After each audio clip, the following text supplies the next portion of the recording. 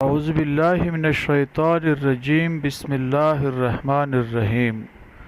متکبروں کا انجام۔ عمرو بن شعیب رضی اللہ اپنے والد سے اور وہ اپنے دادا سے روایت کرتے ہیں کہ رسول اللہ صلی اللہ علیہ وآلہ وسلم نے فرمایا، قیامت کے دن تکبر کرنے والوں کو چھوٹی چھوٹی چونٹیوں کی طرح جمع کیا جائے گا۔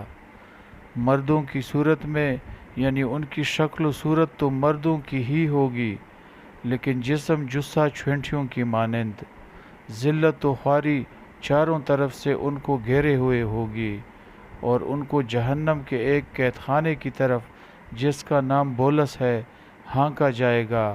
ان کے اوپر آگوں کی آگ ہوگی، اور ان کو دوزخیوں کا نچوڑ یعنی خون، پھیپ اور کچلو پلایا جائے گا، جس کا نام طینۃ الخبال ہے۔